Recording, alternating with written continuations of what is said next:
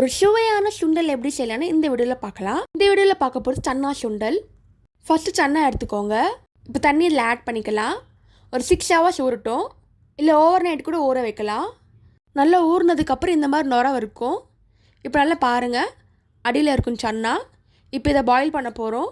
இப்போ குக்கரில் வேக வைக்கலாம். வேக வச்சு பாருங்கள், இந்த மாதிரி இருக்கணும். நல்லா உடச்சா இந்த மாதிரி கட் ஆகணும். அப்போ சன்னா ரெடி ஆகிடுச்சு.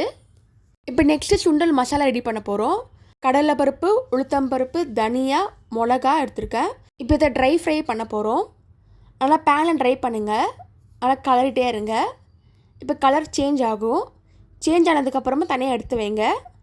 நெக்ஸ்ட்டு தேங்காய் எடுத்துக்கோங்க, கொஞ்சமாக எடுத்துக்கோங்க, நல்லா அரைச்சிக்கோங்க. நெக்ஸ்ட்டு மசாலா எடுத்துக்கோங்க, இது நல்லா பொடியாக அரைச்சிக்கோங்க. இப்போ சுண்டல் பொடி ரெடி ஆகிடுச்சு. நெக்ஸ்ட் இப்போ தாளிக்க போகிறோம். கொஞ்சமாக எண்ணெய் ஆட் பண்ணிக்கோங்க, கடுகு ஆட் பண்ணிக்கோங்க, உளுத்தம்பருப்பு நல்லா மிக்ஸ் பண்ணிக்கோங்க. இப்போ சன்னா ஆட் பண்ணிக்கலாம். சுண்டல் மெத்தடில் நீங்கள் எந்த பருப்பு ஒன்று ஆட் பண்ணிக்கலாம். இப்போ சுண்டல் பொடி ஆட் பண்ணிக்கோங்க, லைட்டாக உப்பு ஆட் பண்ணிக்கோங்க, அப்புறம் தேங்காய் ஆட் பண்ணிக்கோங்க. இப்போ நல்லா மிக்ஸ் பண்ணிக்கோங்க. ஒரு சூப்பரான சுண்டல் ரெடி ஆகிடுச்சு. நீங்களும் ட்ரை பண்ணி பார்த்துட்டு எப்படி இருக்குன்னு சொல்லுங்கள். புளி சாதம், தயிர் சாதம், சுண்டல், சக்கரை பொங்கலுக்கு வீடியோ பண்ணியிருக்கேன், மறக்காமல் செக் பண்ணி பாருங்கள். இந்த மாதிரி சிம்பிள் ரெசிபி யூடியூப் சேனல் போட்டிருக்கேன், அதையும் மறக்காமல் செக் பண்ணி பாருங்கள். தேங்க்ஸ் ஃபார் வாட்சிங். லைக் பண்ணுங்கள், ஷேர் பண்ணுங்கள், சப்ஸ்கிரைப் பண்ணுங்கள்.